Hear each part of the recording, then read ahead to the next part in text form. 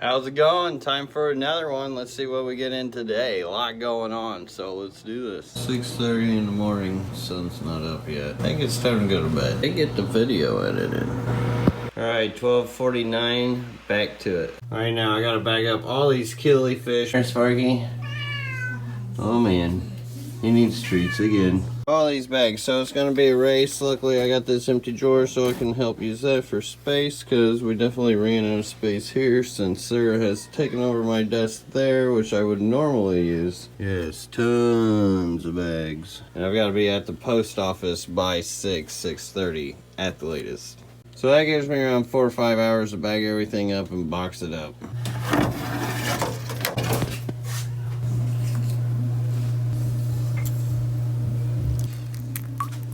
Whoa. Now I went ahead and put a question mark on these in case they have some eggs in them from the peat moss. That way when I put them back up here, I'll easily know which ones I think may still have eggs. Also, if you get a little crud in with these guys, don't worry, that's actually just peat moss. They like that stuff.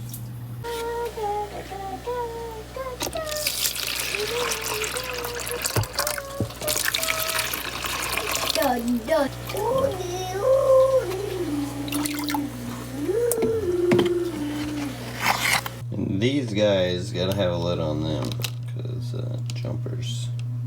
Now the next step is to check the national weather, which I gotta go through all the way till Friday. As you can see, it changes at night, during the day, and in different areas it's gonna be colder than some. This is kind of weird. Hardly ever see it like this. This is not how it was scheduled the other day. Something's going on here. And I used NOAA to do that, National Oceanic Atmospheric Administration. And some of you guys may be wondering why I only ship on Wednesdays. So the reason why I only ship on Wednesday is the fact that most packages will land on Friday or Saturday.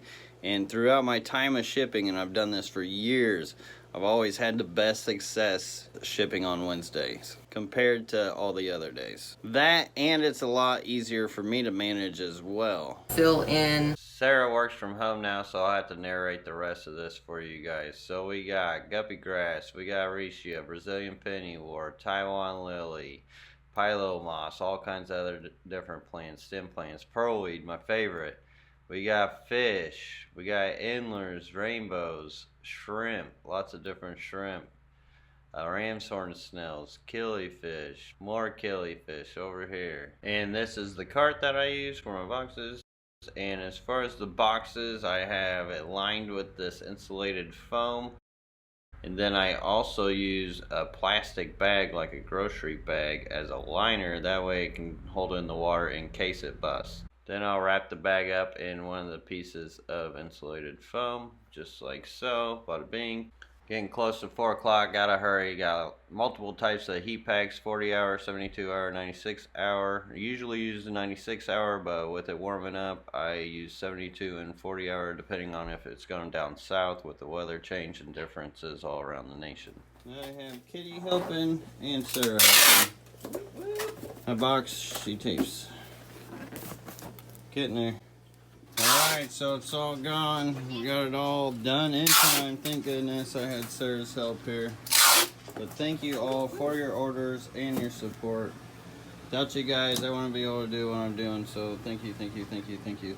Thank you so much, everybody. Hi! Post office. Made it back from the post office. Time to tag and bag this video for y'all. Alright, so most of the killifish are gone. There is a few pair left that I will be adding back on. So you can see I got quite a few here with some question marks. I am keeping those. Quite a few here. And those question marks are for ones that may have eggs that I had peat moss in with them. Now I did notice that I had much more success as far as eggs and stuff within the containers with that peat moss. So that worked out great. Now the next thing I'm going to use this space for will mostly be for moving like miscellaneous colonies of like endlers and guppies, random fish, some rainbows. What other randoms I may have taken up tank space within the main fish room, in the office, and other areas. I have got to get to this rainbow fish tank though. Many of you guys who have followed me for a long time remember this tank just full of crypts. Unfortunately, the crypts I tried to replace those crypts with, these guys love to eat them. So, algae took over where the plants are not. But these guys are all happy, healthy.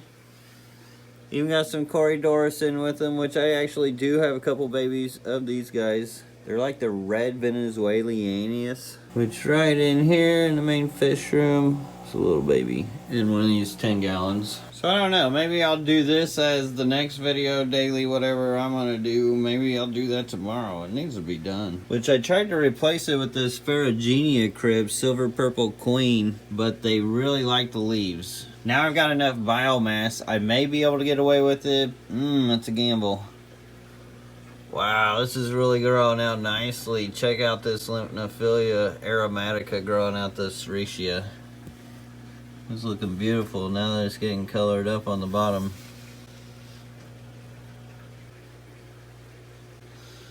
Got a little guard here for Sarah's. I used a little flap here. Use this geotextile stuff I used. It's a fabric. Made a little blind here for the light. That way it doesn't blind Sarah when she's on video calls. There's Wesley stuck in a cat tree. My buddy.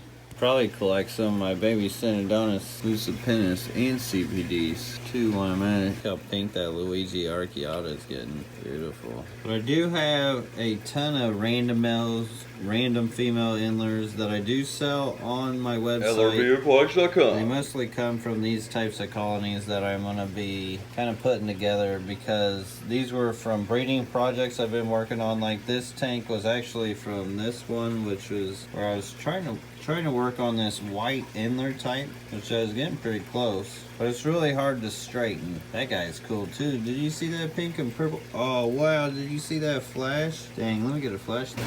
Alright, let's see if we can get this guy to show off.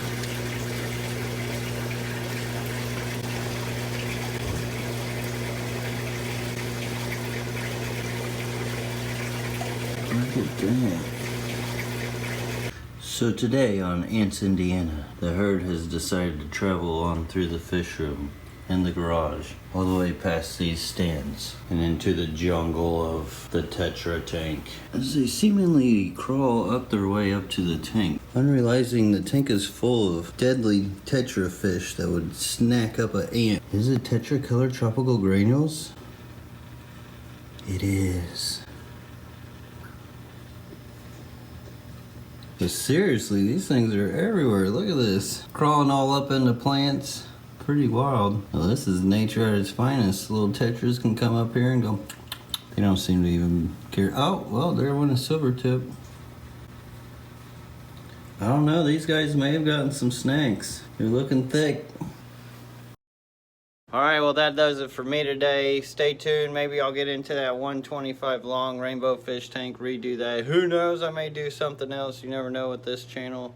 And that's the cool thing about this fish room. There's always something to do in here. The projects are endless. So I hope you all enjoyed this. If you did, please hit that like button. Click, click, click. That would be awesome. And I hope you guys all have a great one. Until next time, everybody. Peace.